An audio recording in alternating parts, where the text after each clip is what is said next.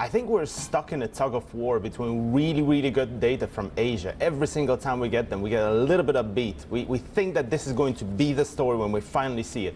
And then something from the US comes in and we're like, no, not again. So effectively, when we look back on 2023 and the 2 months that we have had, it's a continuous struggle between fears in the Atlantic basin and optimism coming or emerging from Asia. It's not necessarily there in terms of physical trade, but the feeling that Asia will drive 2023 in the oil markets is absolutely there. And until there's a winner in this perennial contest, what matters more? The Atlantic basin, the US, Europe, and how it feels about oil demand, or Asia, which is pretty much on a growth trajectory? I know that we discussed this last time down the line, but I'm going to go there one more time because only one more time. Yeah.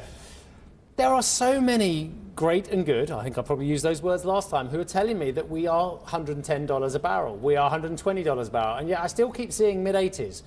Why are they right in their heads but wrong in the physical market at the moment?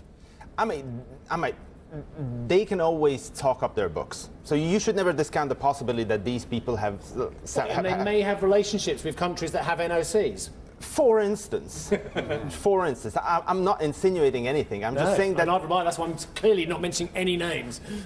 I mean, I try to be objective. I see what I see, and I see that there's no clear takeaway into who's winning right now. Yeah. And believe or trust those guys who are more conservative right now, because there seems to be this perennial struggle. And I think we need to wait until at least 2024 or 25 when we can actually say, look, this is a growing market. We have still not reached oil demand peak. And, its price is higher for longer. I mean, I absolutely agree that the prices are higher for longer because we're not drilling enough. I mean, exploration drilling is just subpar across all the continents. But now is the situation when it's time to be cautious, when it's time not to make very bold calls on what's going to happen. Right? Yeah, that's part of the problem with the demand side of the story, isn't it? That we have seen all sorts of substitution take place, and people engage in extraordinary ways to reduce consumption behavior because of the war in Ukraine. Yeah. So can we just briefly talk about that dimension and whether the learned behavior that economies are engaging in now to mitigate the impact of that is going to be permanent, or whether we're going to go back to the world before the invasion?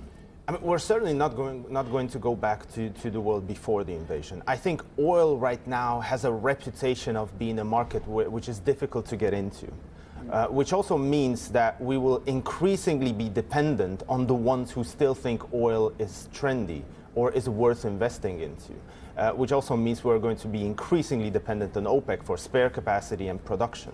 And unless the Western world, which right now wants to cut its oil consumption, wants to get rid of oil in effectively every sphere of activity, unless we start drilling too, we are losing the competitive edge to effectively the national oil companies. Because oil, in my perception, will only peak around 2025-26. After that, we have a 5-6 year plateau. At least in the next 10 years, there will be no decline. Hang on, is that oil price, oil consumption peaks? Okay. Yeah. Demand. Yeah.